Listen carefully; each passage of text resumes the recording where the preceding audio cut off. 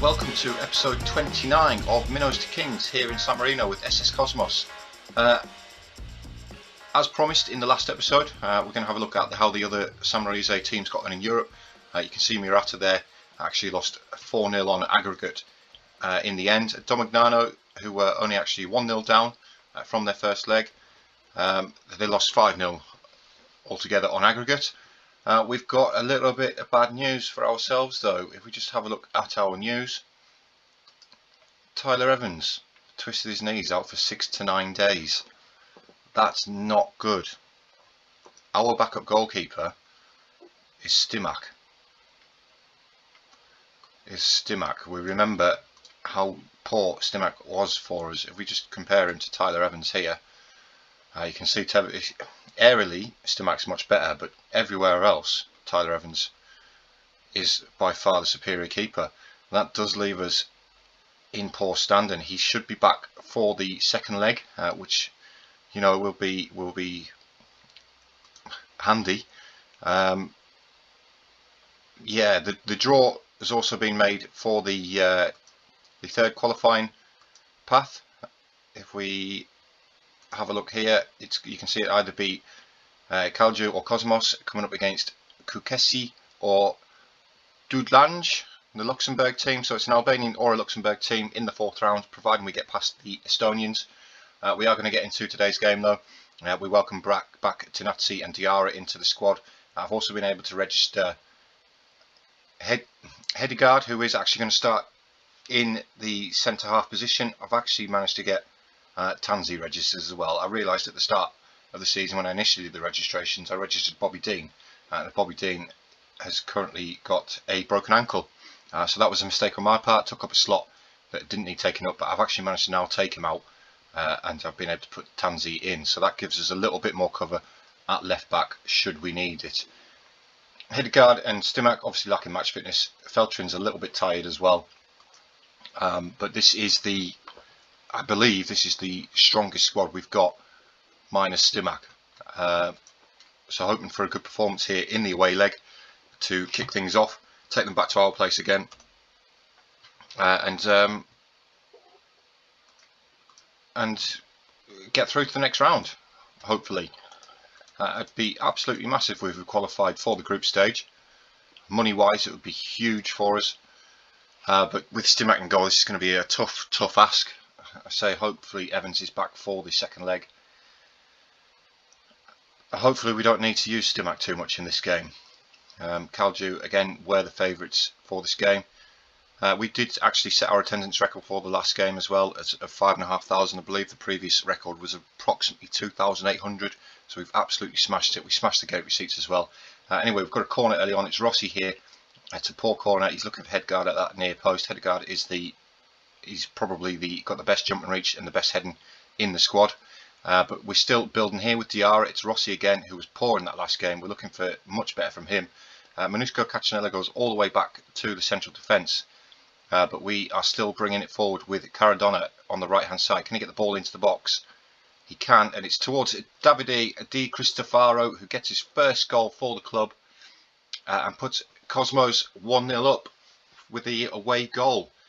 Brilliant play down the right by Caradonna again. The wing backs really do make this system. Just look how high up the pitch they are, and Caradonna sort of checks and then he goes again, and a great ball into the box, and Caradonna, Di Cristofaro there just has to tap it past the keeper. Great start, absolutely great start. We just need to keep Calju quiet. And saying that, they've got a highlight straight away. Can we defend it?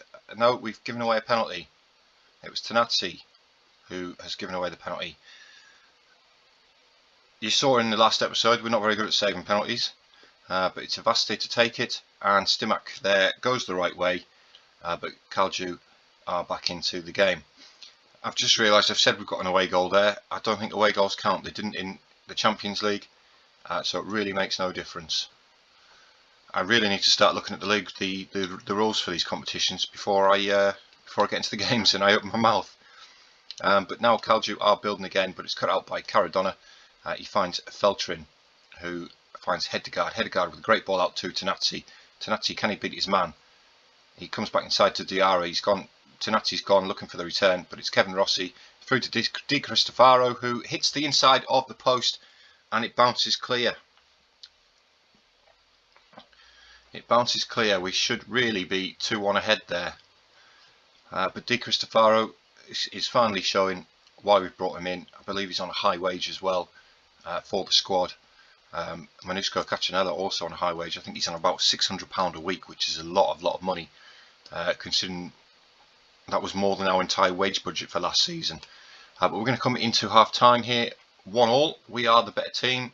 Obviously their XG is a bit distorted because of the penalty, but we are the better team so far in this game. We've had all the shots on target.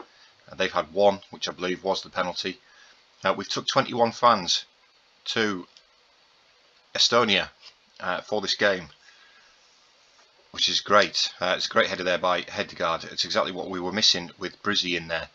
Brizzi probably will play there in San Marino though.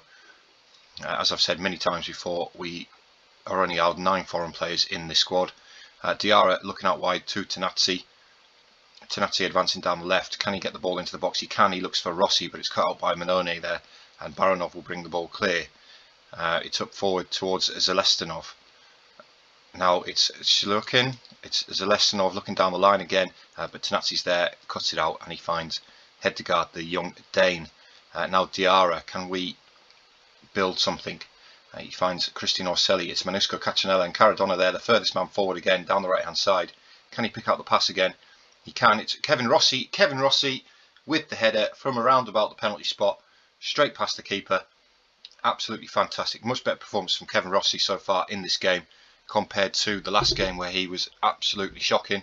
But it's a great ball out there by Manusco Cacchinella, and Caradonna again, the provider. He checks back this time. Rossi from the penalty spot with an absolute bullet of a header, and he puts Cosmos 2-1 up. Caccinella's actually having a poor game. That pass that he's just put on there for Caradonna was absolutely fantastic, but in terms of actual match performance, he's been pretty poor. But we are on the counter attack now. It's 4 against 3. Rossi, can he find the right pass? He finds Caccinella. They've sort of caught us up now. Caccinella has to go from goal for a long way out, and it's Yakovev who collects the ball. And can he get them away? No, he can't, because Hedegaard wins his header. Feltrin finds Diarra. Rossi looking for the pass. He finds Tenazzi on the left wing. Diarra again. Diarra looking to keep the ball moving. Rossi, he finds Manusco Cacchinella. He's going to look out wide to Caradonna. He does. Can Caradonna get another assist? Can he get his third of the game? He gets the ball into the box again. He's looking for Rossi, and he does get his third assist. And Kevin Rossi then at the far post with his second header of the game. And we are playing absolutely fantastically well. It's similar to the last one. Manusco Cacchinella finds Caradonna on the right hand side, and it's a great ball in again, and Kevin Rossi climbs highest at that far post and just heads it beyond the keeper. Caradonna is having an absolute stormer of a game. He's only got 8 crossing. It's not the best, but I'm not going to complain. He's got 3 assists for the game. Can we extend our lead even further to take them back to San Marino with a massive advantage? Diarra gives the ball away, but Rossi wins it back. Di Cristofaro finds Tenazzi on the left hand side, looks to skip past his man. No, he cuts back instead, finds Diarra. Diarra's always there for that pass from Tenazzi, and it's a through ball to Cacchinella, and Cacchinella really should score there, but it's a great save by the goalkeeper. And can we take advantage from the corner? It's going to be Rossi trying to find the head of Hedegaard, and he does. No, he doesn't. It's a great header there by Jave, the central defender, but we're still coming forward with the ball with Feltrin. It's now Hedegaard, and that's the end of the highlight. Manusco Cacchinella is actually having a poor game. I might look to change him. I might bring Tomasoni on, get him some game time, keep the match fitness building for the substitutes as well. Hedegaard clears the ball long there, but it's a poor pass. But Diarra picks up the loose ball, and now we're advancing forward again. It's Cacchinella. Cacchinella does find the bottom corner with his 5th goal of the season. He must have heard that I was about to take him off. And that puts Cosmos 4-1 up. What a fantastic away performance here in Estonia. Of course, last time we were in Estonia, we did get knocked out of the Champions League to Flora Tallinn. It's a great through ball there by Diarra, and Cacchinella smashes it past the goalkeeper into the bottom corner. What an absolutely fantastic performance. We've battered them. We've absolutely battered them. Stimac hasn't really had anything to do, which is good. The only thing that he has conceded was the penalty. Can we keep it tight now? Ivaste has managed to turn Hedegaard there. Can Stimac step up? He can't. Martin Ivaste gets Kalju back into the game with a goal. It's poor goalkeeping and it's poor defending from Hedegaard there. He's just allowed Ivaste to turn him with the ball over the top. And it's now 4-2 to Cosmos coming into the final 10 minutes of the game. Can we just keep the scoreline at this now? Get them back to our place. Feltrin's had a poor game at 6.5 rating. He's supposed to be our best defender now.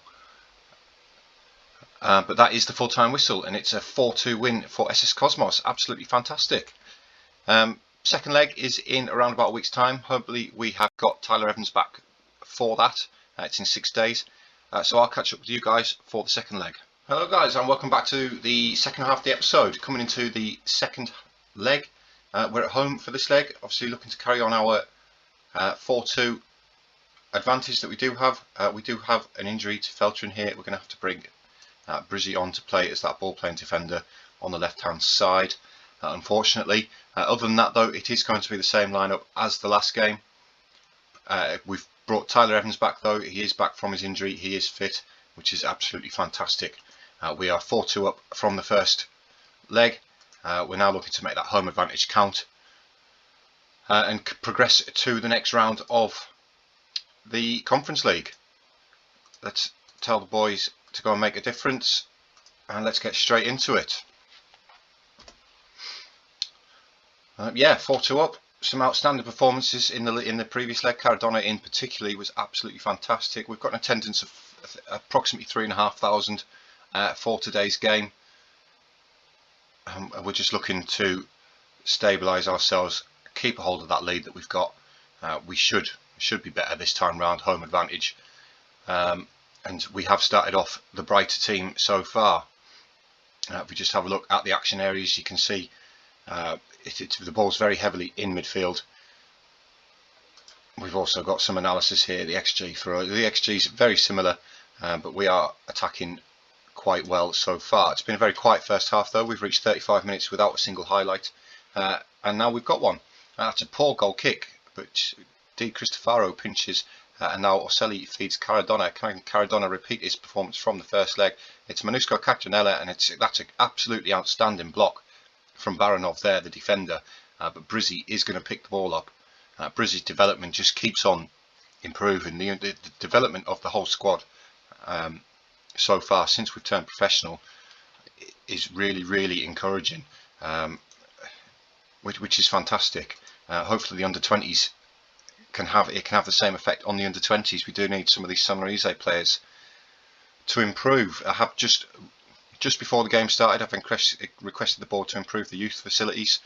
I can't request another improvement to the training facilities yet, which is the main one that we need to improve. But Kalju get themselves, no, it's given offside. It's given offside, which is great, because that was a poor piece of defending there.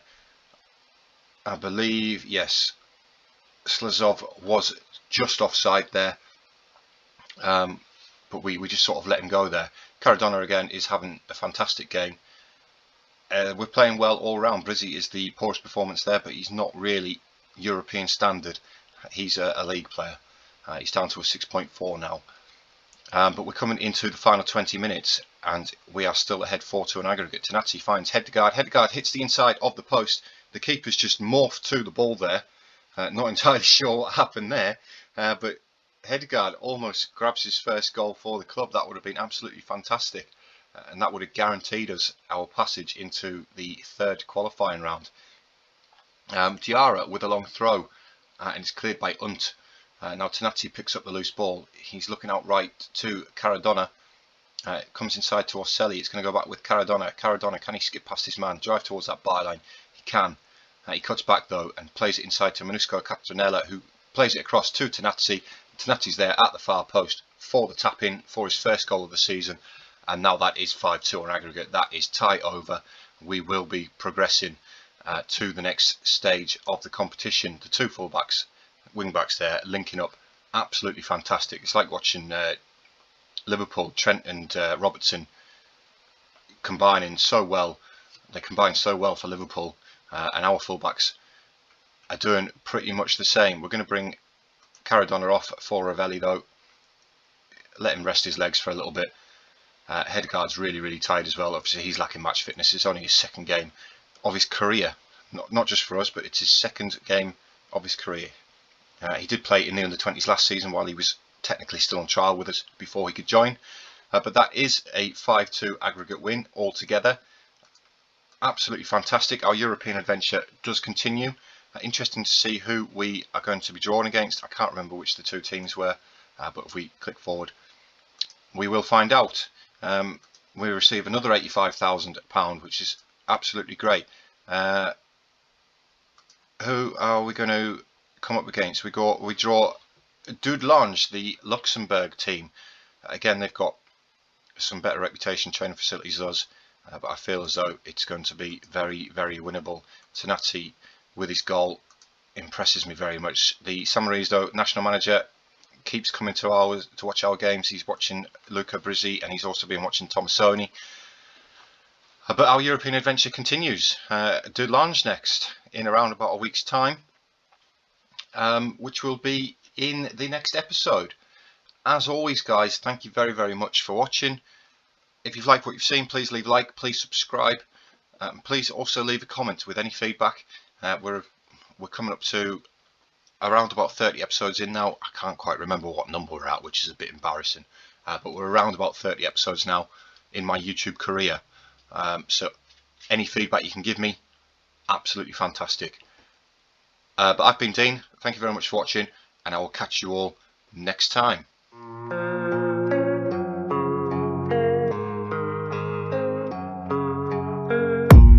I don't really know what comes next, I'm just doing my best.